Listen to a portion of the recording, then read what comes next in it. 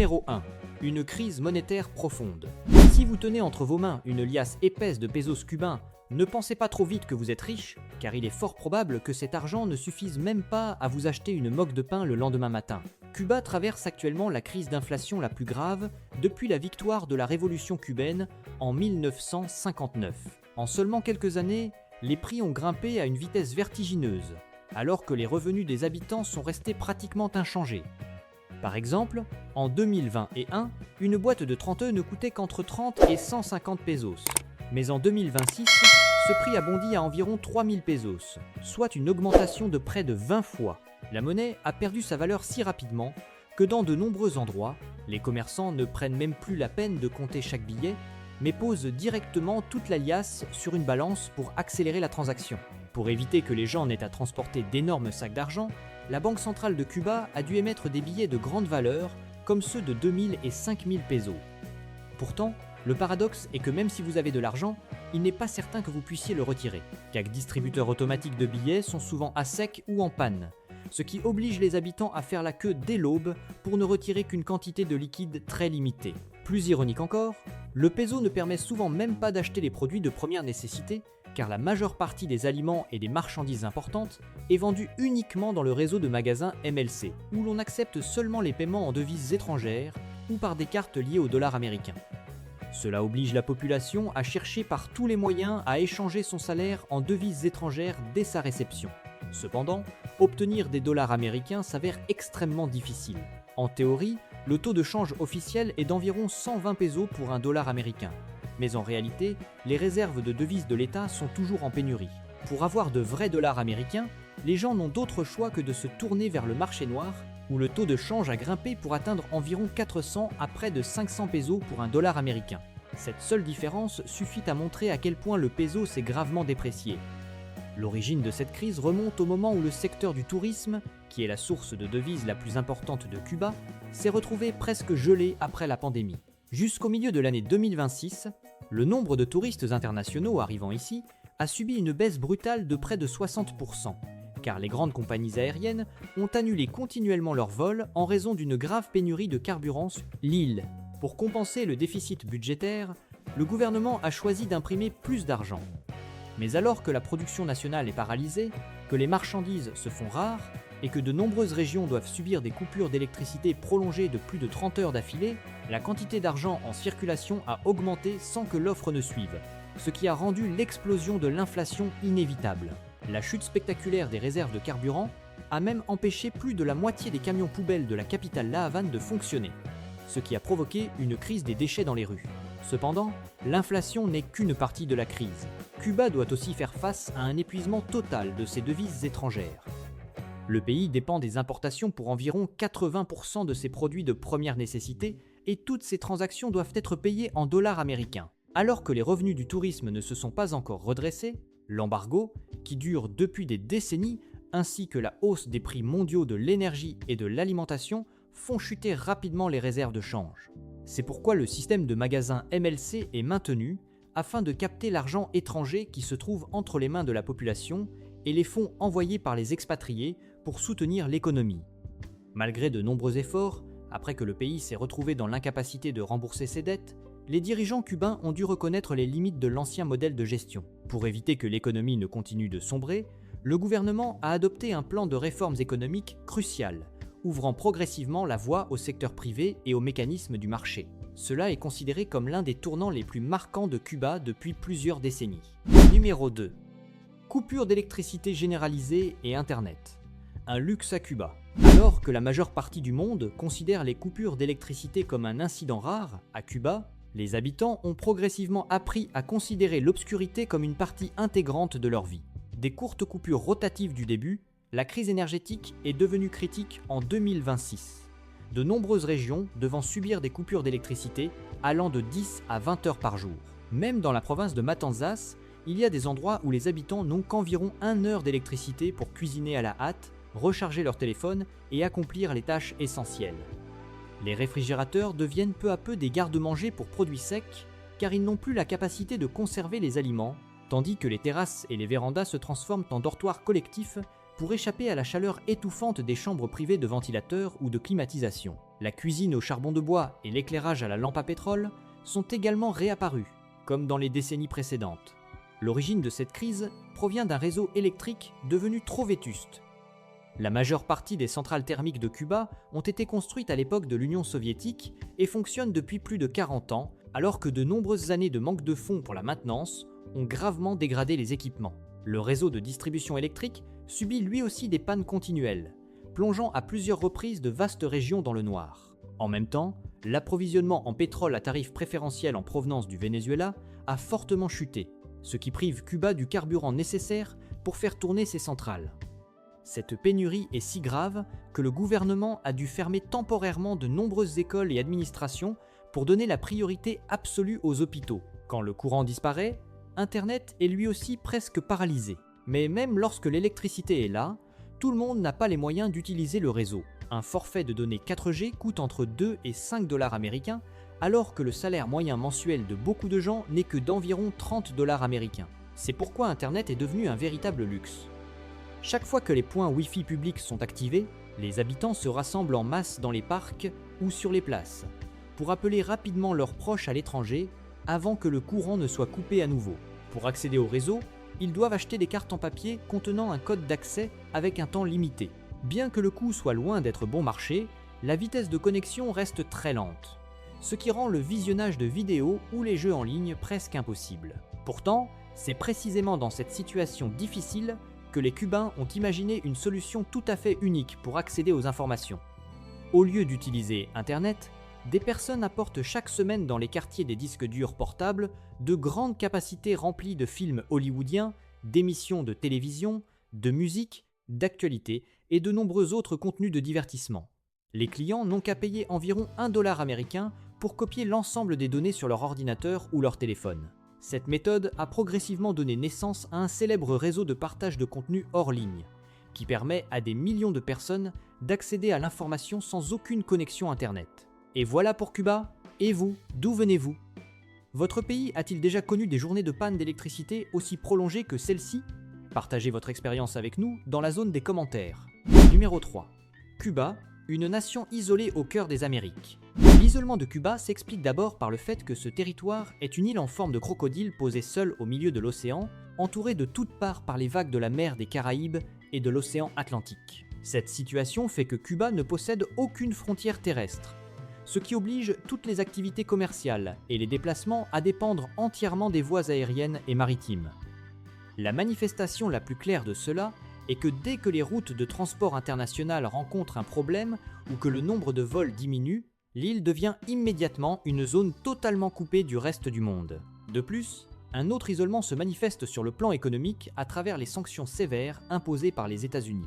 Cette rivalité prend racine en 1959, lorsque le gouvernement du président Fidel Castro nationalise l'ensemble des terres et des usines des entreprises américaines pour les redistribuer à la population. Les tensions atteignent leur paroxysme en 1962, quand Cuba autorise l'Union soviétique à déployer des missiles nucléaires sur son territoire. Pour les États-Unis, cet acte s'apparente au fait qu'un voisin permette à un ennemi de pointer une arme directement vers les fenêtres de sa propre maison. Même si les missiles ont été retirés par la suite, la sentence de l'embargo a officiellement resserré son étreinte sur l'île. En inscrivant Cuba sur la liste des États parrains du terrorisme et en menaçant de sanctionner tout pays tiers qui oserait commercer avec la Havane, les États-Unis ont coupé le flux de dollars américains et étouffer les ressources financières de cette nation. C'est cet isolement total qui a plongé l'économie cubaine dans une pénurie dramatique de devises, laissant les infrastructures du pays se dégrader et freinant tous les efforts de développement depuis plusieurs décennies. À l'ère numérique actuelle, cet isolement est bien visible lorsque des géants comme Google, Apple ou Zoom bloquent systématiquement l'accès aux utilisateurs cubains. La raison principale est que ces multinationales doivent respecter strictement la loi américaine sur le contrôle des exportations afin d'éviter tout risque juridique. Cela empêche les habitants de télécharger des applications, bloque leurs outils d'apprentissage en ligne et leur refuse même l'accès à de nombreux sites. Enfin, il s'agit d'un isolement de la parole sur la scène internationale. En raison de la domination des puissances occidentales dans l'ordre politique mondial, Cuba est régulièrement écarté des grands forums économiques. Cuba a pourtant présenté plus de 30 fois devant l'Assemblée générale des Nations Unies un projet de résolution exigeant la levée de l'embargo américain et a reçu à chaque fois le soutien écrasant de la quasi-totalité des États membres. Cependant, cette résolution a toujours été rejetée par le veto américain, ce qui fait que la voix de 190 autres nations, ainsi que l'appel de Cuba, restent ignorés. Un exemple très frappant de cet isolement est le Sommet des Amériques, qui est conçu pour rassembler tous les dirigeants de l'hémisphère occidental, mais où les États-Unis ont refusé d'inviter Cuba, alors que de petites îles des Caraïbes ont reçu une invitation officielle. Numéro 4. Le leader Fidel Castro, l'homme immortel après près de 700 tentatives d'assassinat. Il fallait choisir le personnage le plus difficile à assassiner de l'histoire moderne, Fidel Castro serait certainement un nom en tête de liste. Pendant près d'un demi-siècle, il est devenu la cible de centaines de complots d'assassinats différents, avec un nombre estimé à près de 700 plans. Les méthodes utilisées étaient extrêmement variées, allant de cigares contenant des explosifs à une combinaison de plongée empoisonnée, en passant par des pilules de poison cachées dans le pot de cosmétiques d'une ancienne maîtresse. Il y avait même un plan encore plus étrange où l'on cherchait à répandre du sel de thallium dans ses chaussures dans le but de faire tomber complètement sa barbe emblématique. Cependant, toutes ces conspirations ont échoué. La question qui se pose est de savoir pourquoi Fidel Castro est devenu la cible d'une traque aussi acharnée. De nombreuses analyses estiment que la cause prend racine dans la position géopolitique de Cuba, située très près des États-Unis, alors que ce pays suivait la voie du socialisme. Cela a fait de lui un adversaire stratégique aux yeux de l'Occident pendant la période de la guerre froide. De plus, Fidel Castro n'était pas seulement un dirigeant politique, mais aussi le symbole de la révolution cubaine, un homme qui avait une forte influence sur la stabilité de tout le nouveau système politique. Le fait qu'il reste debout signifiait que l'idéologie révolutionnaire continuait d'exister et de se propager, en particulier dans la région d'Amérique latine. En outre, les décisions de nationaliser les biens et de récupérer les plantations des corporations étrangères ont également fait grimper les tensions, entraînant une série d'efforts pour l'écarter du pouvoir. Tous ces éléments ont fait de Fidel Castro l'une des cibles les plus surveillées et attaquées de l'histoire politique moderne. Malgré des risques permanents, il a survécu à tous les complots d'une manière incroyable. Chaque fois qu'il échappait à la mort, son image devenait encore plus légendaire aux yeux de ses partisans comme de ses adversaires. Fidel Castro lui-même a dit un jour en plaisantant que si la capacité de survivre aux tentatives d'assassinat était une discipline olympique, il gagnerait certainement la médaille d'or. Cette phrase célèbre a ensuite été reprise dans de très nombreux films documentaires internationaux consacrés à sa vie pleine de rebondissements. Malgré tous les plans cruels, Fidel Castro a vécu une vie saine jusqu'à l'âge de 90 ans, et il a finalement cédé face à un unique adversaire appelé le temps. L'histoire se souvient de lui comme du troisième dirigeant au monde resté le plus longtemps au pouvoir, juste après la reine Elisabeth II d'Angleterre et le roi Bhumibol Adulyadej de Thaïlande.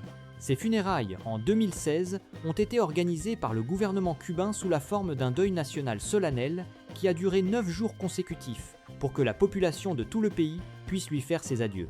Quelles autres informations passionnantes souhaitez-vous découvrir sur ce grand leader de Cuba? Partagez vos impressions avec nous dans la zone des commentaires ci-dessous. Numéro 5. Les secrets que les femmes cubaines ne veulent pas que vous sachiez. Si vous venez à Cuba pour chercher des silhouettes sveltes comme sur les podiums de mode à Paris ou à Milan, vous serez complètement déçus. Les femmes de cette nation insulaire possèdent un critère implicite de la beauté physique, selon lequel la personne la plus séduisante doit avoir une silhouette généreuse, des formes pulpeuses et des courbes bien marquées. C'est pour cette raison qu'elles affichent toujours avec confiance leur corps voluptueux dans des tenues moulantes aux couleurs éclatantes.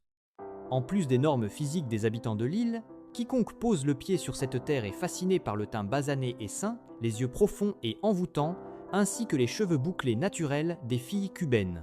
Cette apparence si particulière est le résultat du métissage entre les Espagnols, les personnes d'origine africaine et la population locale sur plusieurs décennies.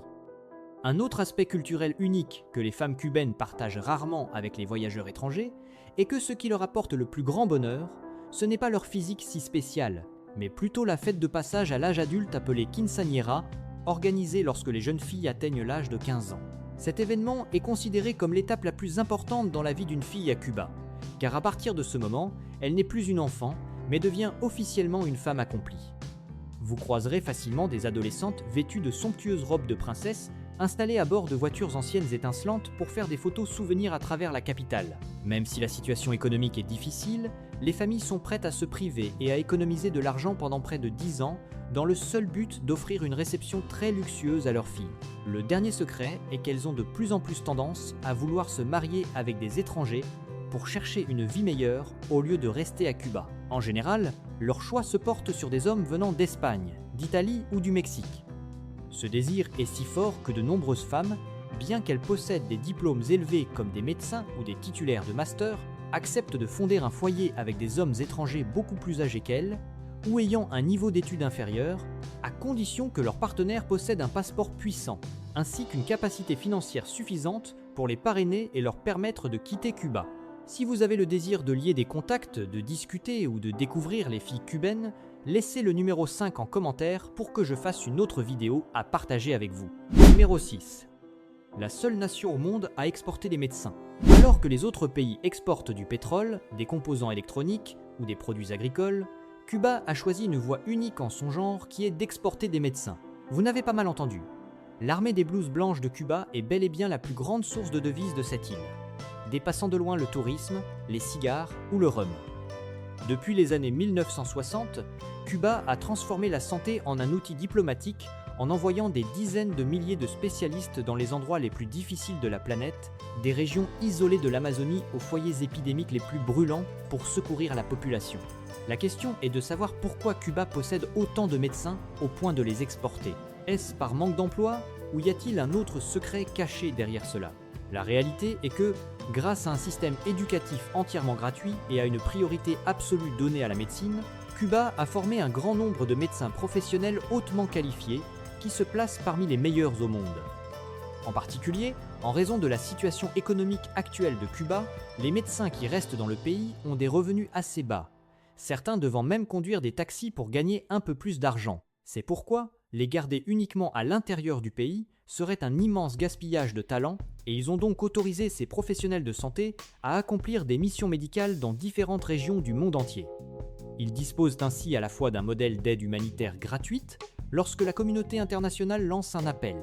Et ils ont aussi créé un modèle commercial très particulier, à savoir que les pays d'accueil, qui manquent de médecins, paient le gouvernement cubain pour louer leurs services. Sur l'argent perçu auprès des autres nations, le gouvernement cubain conserve environ 70% pour le réinvestir dans le système de santé nationale et verse aux médecins une indemnité suffisante pour leur offrir une vie bien meilleure que s'ils exerçaient comme médecins chez Apraz. Selon les rapports les plus récents, ce secteur rapporte à Cuba entre 4,9 milliards USD et 6,3 milliards USD par an. Durant les périodes de pointe comme en 2018, ce chiffre avait même atteint un niveau record de plus de 7 milliards USD. Ces revenus sont encore plus élevés que ceux du tourisme et des transferts d'argent des expatriés réunis. En 2025, on comptait environ 24 000 professionnels de santé cubains en mission dans 56 pays à travers le monde. Lors de la récente pandémie, l'image des médecins cubains arrivant en Italie ou dans des pays d'Afrique a créé une vague médiatique très positive, permettant à Cuba de consolider son statut médical sur la scène internationale. Numéro 7. La première nation à créer des médicaments contre le cancer. Il y a un fait assez surprenant à savoir. C'est que Cuba est en réalité le tout premier pays au monde à avoir mis au point avec succès un vaccin thérapeutique contre le cancer, et non les États-Unis. Et si l'on se demande pourquoi Cuba, bien moins développé que les États-Unis, a pu réussir à concevoir ce type de vaccin contre une maladie aussi grave, cela s'explique probablement par 3 raisons principales. La première raison tient à la ligne de développement des dirigeants du pays à cette époque. Ne pouvant pas accéder aux produits pharmaceutiques spécifiques en provenance de l'Occident, Cuba a concentré la totalité de ses ressources intellectuelles dans les biotechnologies dès les années 1980, afin de créer elle-même les médicaments nécessaires à la vie quotidienne. La deuxième raison est qu'au lieu de séparer les différentes étapes comme on le fait en Occident, ils ont fusionné la recherche, les essais cliniques et la production industrielle au sein du Centre d'immunologie moléculaire. Cette connexion directe permet aux scientifiques et aux médecins d'ajuster immédiatement la formule du médicament en se basant sur les réactions réelles des patients, ce qui réduit au maximum le temps nécessaire pour transférer une idée du laboratoire vers le marché. La troisième raison est que Cuba possède un réseau de médecins de famille étendu à tout le pays, ce qui fait que la mobilisation de patients volontaires pour participer aux essais cliniques se déroule de manière très rapide et organisée. Ces médecins locaux peuvent suivre quotidiennement les réactions des patients après l'injection, ce qui fournit aux scientifiques une source de données réelles extrêmement précise pour ajuster la formule du produit. Et après plus de 25 ans de recherche basée sur cette coordination parfaite, ils ont créé un vaccin thérapeutique contre le cancer du poumon qui a été autorisé sur le marché. Ce vaccin, appelé Simavax, permet aux malades de freiner la propagation des métastases, transformant ainsi une condamnation à mort en phase terminale en une maladie chronique contrôlable, tout comme le diabète ou l'hypertension. Après le succès retentissant du vaccin Simavax EGF, Cuba a également réussi à mettre au point un autre vaccin contre le cancer du poumon appelé Vaxira, destiné à aider les patients à prévenir les récidives après avoir subi une chimiothérapie ou une radiothérapie. Il y a ensuite le médicament Nimotuzumab, qui soutient efficacement le traitement des tumeurs malignes de la tête, du cou, de l'œsophage, du pancréas et en particulier des tumeurs cérébrales chez l'adulte, comme chez l'enfant. De plus, Cuba a aussi fabriqué avec succès un antibiotique naturel, à partir du venin de scorpion bleu, qui aide les patients à réduire la douleur, à renforcer leur système immunitaire et à améliorer l'état général des personnes atteintes d'un cancer en phase terminale. Ces réussites en matière de recherche sont tellement grandes que le gouvernement américain a dû faire une exception humanitaire sans aucun précédent historique, à savoir assouplir l'embargo pour permettre à l'Institut du cancer Roswell Park, situé à New York, de collaborer avec Cuba pour des essais cliniques. Numéro 8. Les cultures uniques à Cuba. À Cuba, la parole ne sert pas seulement à se saluer ou à transmettre un message, elle ressemble plutôt à un jeu de séduction pratiqué publiquement dans la rue. Et les gens appellent cela la culture du piropo. Dès qu'ils voient une femme passer, les hommes lancent des mots fleuris ou des compliments flatteurs très agréables à entendre pour la valoriser. Ce qui est beau, c'est que les femmes cubaines ne se sentent pas dérangées. Bien au contraire, elles se réjouissent car elles savent qu'elles plaisent toujours. C'est un genre de culture de rue très particulier que l'on ne trouve que sur les avenues de Cuba. Une autre tradition culturelle unique se déroule pendant la nuit du réveillon, où à la place des feux d'artifice luxueux, les habitants fabriquent eux-mêmes des poupées en tissu à taille humaine pour y déposer toutes les peines de l'année passée avant de les brûler en pleine rue. Cet acte est aussi considéré comme une thérapie psychologique collective qui les aide à se débarrasser des fardeaux du passé pour avancer avec une confiance optimiste vers les bonnes choses à venir. Il y a encore une autre curiosité à Cuba, c'est que plus une maison est bruyante, plus elle est heureuse. Les gens adorent mettre de la musique à fond, s'interpeller d'un balcon à l'autre pour bavarder ou s'installer sur le trottoir pour claquer des dominos toute la nuit. Si une maison reste totalement silencieuse, les voisins s'inquiètent immédiatement, car ils associent d'office le calme à un événement triste ou à la présence d'un malade. L'animation est leur façon de montrer qu'ils vont très bien et qu'ils restent optimistes. C'est cela le véritable signe du bonheur. Enfin, comme le peso a perdu énormément de valeur aujourd'hui, l'argent devient parfois inutile, car il ne permet plus d'acheter grand-chose, si bien que les Cubains se sont tournés vers un autre système d'échange appelé le système de service rendu, ou El Favor. Ce système fonctionne de la manière suivante. Le fait de réparer un objet pour un voisin ou de partager un peu de médicaments est enregistré comme une dette de cœur sans aucune limite de temps. Quand vous aurez besoin d'aide à votre tour et qu'ils pourront le faire, ils vous renverront l'ascenseur. C'est ainsi que les gens s'entraident grâce à la confiance et à la gentillesse, sans jamais toucher à l'argent liquide, permettant à la société de continuer à tourner à la perfection. Numéro 9. D'autres faits fascinants sur Cuba. Si vous vivez aux États-Unis ou dans des pays européens, je parie que vous n'auriez jamais l'intention de demander à monter à bord d'un véhicule de fonction, c'est-à-dire un véhicule appartenant à l'État. Pourtant, dans le système juridique très particulier de Cuba, les citoyens peuvent faire un signe de la main pour demander à monter à bord des véhicules officiels s'il reste des places libres et tous ces véhicules ont l'obligation de s'arrêter.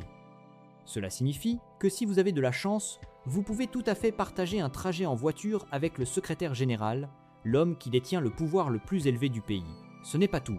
Alors que les pays d'Amérique latine sont habituellement fous de football, à Cuba, c'est le baseball qui est le sport national. Cuba a déjà été une équipe invincible sur la scène mondiale, en remportant pas moins de 25 titres de champion du monde de baseball. Dans la capitale La Havane, le stade Estadio Latino-Americano est d'ailleurs le plus grand stade de baseball d'Amérique latine, avec une capacité de 55 000 places. De nos jours, malgré les rivalités politiques, le milieu du baseball américain a toujours un immense désir de recruter des joueurs cubains, car ils sont réputés pour avoir une excellente condition physique et des compétences techniques de base extrêmement solides. Une autre curiosité est que le président Fidel Castro est un très grand leader pour le peuple cubain, mais curieusement, son image n'apparaît absolument dans aucun coin de rue. C'est un phénomène extrêmement rare dans les pays qui possèdent un grand dirigeant historique. Cette rareté vient du fait qu'avant de s'éteindre, Fidel Castro avait demandé que son nom ne soit donné à aucune rue ni aucun bâtiment public, et qu'aucune statue ne soit construite à son effigie afin d'éviter le culte de la personnalité. De plus, Cuba est le seul endroit de la planète à abriter l'oiseau Bee Hummingbird, qui est le colibri abeille le plus petit du monde, pesant environ 2 grammes et mesurant moins de 6 cm. Au final, il est encore plus petit qu'un doigt de la main. De surcroît, bien qu'il s'agisse d'un pays tropical, Cuba ne possède absolument aucune espèce d'animal venimeux capable de mettre en danger la vie humaine.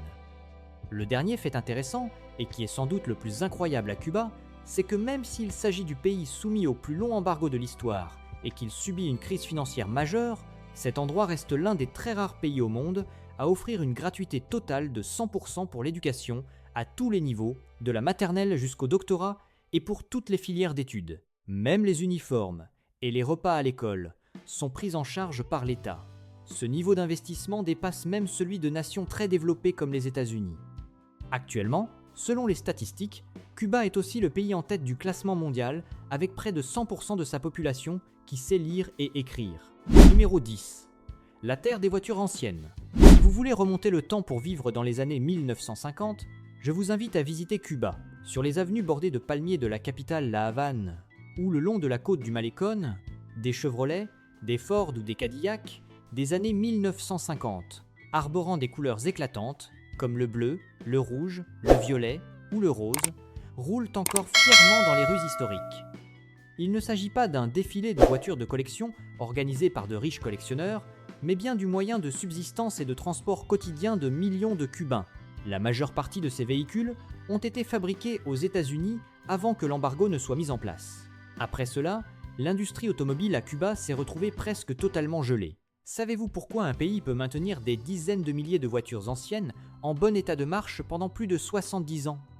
C'est tout simplement parce que les gens n'ont pas assez d'argent pour acheter des pièces de rechange modernes, ce qui a obligé les habitants de Cuba à devenir des ingénieurs autodidactes pour réparer eux-mêmes leurs propres véhicules. Essayez d'ouvrir le capot d'une splendide Cadillac de 1954 à Cuba pour voir, vous pourriez y trouver le moteur d'un tracteur soviétique, le carburateur d'une voiture Toyota ou des pièces moulées à la main à partir de morceaux de ferraille. Actuellement, environ 30% des voitures encore en circulation sont des modèles fabriqués par l'Union soviétique, ce qui reflète les relations diplomatiques très proches entre les deux nations pendant la période de la guerre froide. Ce n'est qu'en 2009 que Cuba a commencé à importer quelques modèles de voitures modernes, comme des berlines chinoises, pour les utiliser pour la police, les taxis et les services publics. En 2013, les citoyens ont enfin reçu l'autorisation d'acheter des voitures neuves auprès des concessionnaires de l'État, mais les tarifs dépassaient de loin les capacités de la grande majorité de la population. Le résultat est que ces Chevrolet, ces Ford ou ces Lada du siècle dernier continuent de fonctionner de manière durable grâce à la fabrication artisanale de pièces détachées ou aux réparations manuelles des habitants cubains. De nos jours, les voitures anciennes à Cuba ne sont pas seulement un moyen de déplacement, mais elles constituent aussi un véritable symbole culturel. Les voyageurs peuvent facilement louer une décapotable rose bonbon ou bleu turquoise pour se promener dans La Havane. Si l'on oublie le fait qu'elles soient bien trop vieilles par rapport à l'époque actuelle, sous l'angle d'une stratégie commerciale touristique, ces voitures anciennes sont une mine d'or pour récolter des devises étrangères. Un tour pour se promener dans La Havane à bord d'une décapotable étincelante coûte entre 30 et 50 $ américains par heure, ce qui représente une somme équivalente à tout un mois de salaire d'un fonctionnaire de l'État. Numéro 11. Cuba et les sujets rarement évoqués. Il y a une curiosité assez frappante, c'est que si vous vous promenez partout à Cuba, vous ne trouverez aucun panneau publicitaire pour Coca-Cola, Samsung, l'iPhone ou même pour des produits de grignotage. Si cela se produit, c'est parce que Cuba a toujours considéré la publicité commerciale comme une maladie du capitalisme, un élément qui pousse l'être humain à vouloir posséder trop de biens matériels, ce qui va à l'encontre de l'objectif de bâtir une société équitable, où chacun se contente de ce qu'il a et évite les divisions entre riches et pauvres. En même temps, c'est un moyen pour que les enfants arrêtent de réclamer des choses à leurs parents alors que l'économie reste limitée après avoir vu des publicités. À la place, ils affichent des slogans de la Révolution et des images de leaders comme une façon de rappeler à la population sa fierté nationale.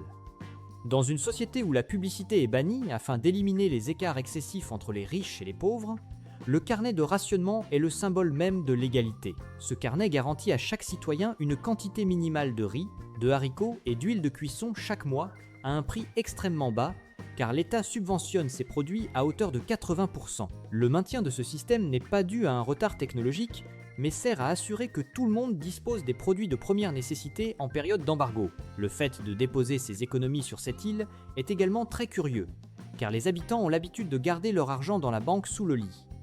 Comme ils n'ont pas confiance dans le système bancaire de l'État et qu'ils ont peur d'une dévaluation brutale de la monnaie, ou même de ne pas pouvoir retirer d'argent aux distributeurs automatiques, dès qu'ils possèdent des devises étrangères ou de l'argent liquide, ils les glissent dans leur oreiller ou les cachent sous le lit pour plus de sécurité.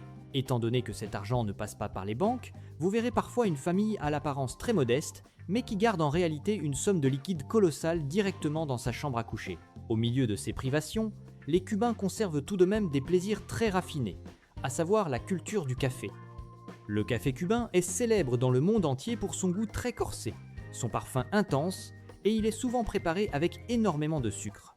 Mais le paradoxe est que même si le pays produit un excellent café, la majeure partie de la récolte de qualité supérieure est exportée pour obtenir des devises étrangères. Le résultat est que les habitants locaux doivent parfois acheter du café à un prix exorbitant, ou doivent y mélanger des grains de haricots grillés jusqu'à ce qu'ils soient brûlés pour calmer leur envie. Et pour finir, l'âme de Cuba réside dans ces cigares qu'aucun autre endroit sur Terre ne peut copier.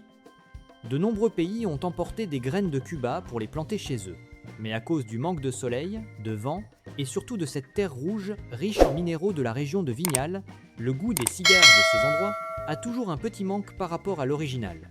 Et comme toutes les étapes sont réalisées de façon artisanale, demandant plus de 500 manipulations, depuis la culture des feuilles, le processus de fermentation qui dure parfois de 3 à 5 ans, jusqu'à l'étape du roulage par des artisans très expérimentés, chaque cigare peut atteindre un prix de $300 américains. Numéro 12. Ces choses que le monde considère comme évidentes, mais pas Cuba, Cuba fait face aujourd'hui à une pénurie matérielle d'une gravité inédite depuis plusieurs décennies. Une série de produits de première nécessité, allant de la viande, du poisson, des légumes jusqu'aux articles d'hygiène les plus élémentaires, comme le papier toilette, le dentifrice ou le savon, ont presque totalement disparu des commerces locaux. Le paradoxe le plus douloureux concerne les serviettes hygiéniques et les tampons, qui sont devenus des produits complètement introuvables dans les supermarchés d'État et se retrouvent repoussés vers le marché noir à des prix exorbitants, ce qui les rend difficilement accessibles pour les femmes. Cette rareté oblige les femmes locales à revenir à des méthodes artisanales et peu hygiéniques datant de plusieurs décennies. Elles doivent découper de vieux morceaux de drap ou des vêtements usagés pour fabriquer des protections faites maison.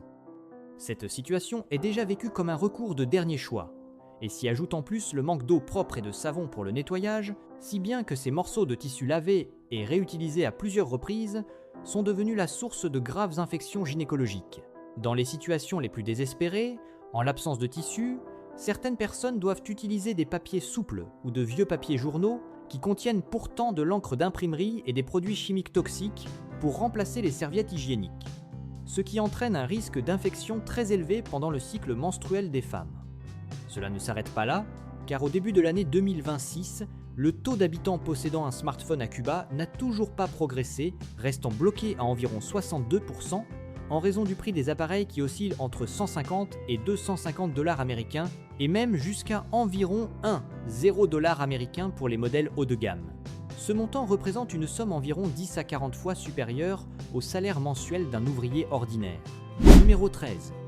La patrie de la rumba, du mambo, du cha-cha-cha et de la salsa. On dit qu'à Cuba, vous pouvez manquer de nourriture, manquer d'électricité, mais vous ne manquerez jamais de musique. Car c'est ici qu'est née la patrie de ces danses qui ont conquis le monde entier, comme la rumba sauvage, le mambo élégant, le cha-cha-cha dynamique ou encore la salsa, cette véritable danse de rue. En venant à Cuba, vous n'avez pas besoin d'acheter un billet pour le Grand Opéra afin de voir des danseurs se produire. La scène se trouve directement sur des balcons à la peinture écaillée, dans les ruelles étroites de La Havane, ou juste au bord de la plage de sable blanc du Malecon. Vous y verrez des personnes âgées de 80 ans, capables de faire des rotations parfaites sur un air de son cubain, ou des bébés à peine capables de marcher qui savent déjà bouger les hanches en rythme. La musique ici ne s'échappe pas d'enceintes haut de gamme, mais d'instruments fabriqués à la main et des applaudissements enthousiastes des spectateurs aux alentours. Et si vous voulez vibrer au cœur de ces danses, venez à Cuba pendant le carnaval de La Havane, qui se déroule chaque année vers les mois de juillet et d'août pour défiler au milieu des sons rythmés de la salsa et du mambo. Ou si vous êtes un amateur de cigares, venez au festival du cigare cubain pour admirer de vos propres yeux des spectacles de mambo et de cha-cha-cha d'une grande élégance et d'un raffinement rare, présentés par les meilleurs danseurs professionnels de la planète. La création de ces danses provient d'un mélange unique entre les percussions et les rythmes sauvages d'Afrique et les guitares et le classicisme d'Europe. En particulier, comme ils ont traversé de très nombreux bouleversements au cours de leur histoire, au lieu de sombrer dans la tristesse, les habitants choisissent de descendre dans la rue et de se déhancher en rythme pour oublier la faim, la chaleur et les soucis du quotidien. La danse à Cuba fonctionne comme une sorte d'énergie spirituelle indispensable pour survivre. Puisqu'il s'agit du berceau de ces danses, les danseurs cubains sont toujours les candidats les plus redoutables pour décrocher la médaille d'or lors des prestigieux concours internationaux tels que le Prix de Lausanne ou le concours international de ballet de Varna. Dans les championnats du monde comme les World Salsa Championships ou les compétitions de danse latine de la catégorie Danseport, les couples venus de Cuba restent la hantise de tous leurs adversaires car ils détiennent toujours le record des performances d'une difficulté extrême tout en conservant l'esprit d'origine de chaque danse. Et il n'existe pratiquement aucune compétition latine d'envergure où le top 3 n'inclut pas des noms d'origine cubaine ou des personnes formées selon le style de Cuba. Numéro 14. Un coût de la vie dérisoire pour les voyageurs munis de dollars américains. Si vous gardez encore le préjugé que Cuba est une destination aux tarifs élevés et marquée par des pénuries permanentes, les réalités suivantes destinées aux touristes vont modifier complètement votre vision des choses. Au lieu de choisir de vous éloigner des restaurants luxueux réservés aux groupes de touristes internationaux, tournez-vous plutôt vers les paladars, un type de restaurant privé que les habitants ouvrent directement chez eux. Là, bas, à la place des dîners dans des hôtels TAP, à l'œil, vous pouvez vous installer au coin d'une rue du Vieux La Havane pour savourer une assiette de ropa vieja ou un plat de riz aux haricots noirs très parfumé pour un prix d'à peine 4 à 8 dollars américains, le tout au milieu des rythmes énergiques de la salsa. Pour comprendre à quel point c'est économique, il suffit de regarder le voisin américain juste à côté, car avec 8 dollars américains à Miami, vous pouvez probablement tout juste vous offrir un café, alors qu'à Cuba, ce même montant suffit pour vous offrir un repas copieux accompagné d'un verre de mojito bien frais. Ce tarif avantageux dont je parle est également très visible dans le secteur des hébergements. À la place des hôtels d'État aux tarifs exorbitants, les casas particulares, une forme de chambre d'hôte typique de Cuba, vous accueilleront pour un tarif allant de seulement 20 à 40 dollars américains par nuit. Ce sont des demeures coloniales avec des plafonds très hauts et des balcons en fer forgé où vous vivez comme un véritable habitant local. Les économies se font aussi sur les trajets en taxi collectivos. Ces magnifiques voitures anciennes des années 50 qui partagent le même itinéraire où vous ne dépensez qu'environ 1 à 2 dollars américains pour longer la côte du Malecón au lieu de devoir débourser des dizaines de dollars pour des trajets privés. De plus, sur les marchés locaux, le prix d'un t-shirt ou d'un souvenir artisanal équivaut parfois seulement au prix d'un café Starbucks dans les pays occidentaux. Pour assister à un spectacle artistique de grande qualité, il vous suffit également d'acheter un cocktail à 3 ou 5 dollars américains pour pouvoir passer toute la soirée à écouter des groupes jouer des morceaux latins légendaires dans des bars comme la Bodeguita del Medio. Ce n'est pas tout, car Cuba est le royaume du cigare et du rhum. Si vous effectuez vos achats dans les commerces locaux ou directement auprès des plantations de la vallée de Vignal, vous pouvez posséder des cigares de qualité supérieure pour un prix équivalent à seulement 1/10 du prix affiché dans les boutiques de luxe à Londres ou à Paris. Numéro 15. Les conseils essentiels pour les voyageurs se rendant à Cuba, pour que votre voyage de découverte à Cuba soit parfait, et pour éviter de perdre du temps dans des complications inutiles, apprenez à aimer cette île avec respect plutôt qu'avec légèreté. Vous saurez peu être fasciné par la beauté ancienne des bâtiments historiques ou par les fresques murales très symboliques, mais ne prenez jamais, sous aucun prétexte, de photos des bâtiments du gouvernement, de l'armée ou de la police. Si vous orientez par mégarde votre objectif vers ces zones sensibles, vous ferez immédiatement face à un interrogatoire très strict de la part des forces de sécurité et vos appareils pourront même être saisis sur le champ. Cette rigueur ne s'arrête pas là, car Cuba est un endroit où la frontière entre la convivialité et les règles sociales reste très marquée. Même si les habitants locaux se montrent extrêmement hospitaliers, le fait de participer à des débats politiques animés ou d'exprimer des opinions sensibles dans les espaces publics est une chose que vous devez absolument éviter. De plus, veillez à toujours vous habiller de manière correcte lorsque vous visitez des musées ou des monuments historiques, car des attitudes déplacées pourraient être perçues comme une insulte à la fierté nationale. Par conséquent, adaptez-vous aux coutumes locales pour ne pas transformer votre séjour en une leçon juridique très coûteuse. En outre, c'est le manque d'infrastructures lui-même qui crée un véritable défi de transport pour n'importe quel touriste. Si vous choisissez de tester les bus interurbains à bas prix, vous devrez vous préparer psychologiquement à attendre pendant des heures ou à faire face à des annulations de trajets sans aucun préavis à cause du manque de carburant. Si vous préférez vous déplacer plus rapidement et plus confortablement à bord des magnifiques voitures anciennes, prenez toujours soin de bien négocier le tarif avec le chauffeur avant de monter dans le véhicule afin d'éviter les mauvaises surprises et les prix excessifs à la fin de la course. Et voilà les 15 faits que vous ne connaissiez peu, être pas sur Cuba. Si cette vidéo vous a apporté un nouveau regard, n'oubliez pas de laisser un like, de vous abonner à la chaîne et d'activer la cloche des notifications pour continuer à suivre les histoires cachées derrière ces pays que nous pensons pourtant très bien connaître. Laissez un commentaire ci-dessous, nous avons vraiment hâte de découvrir votre véritable avis sur cette nation.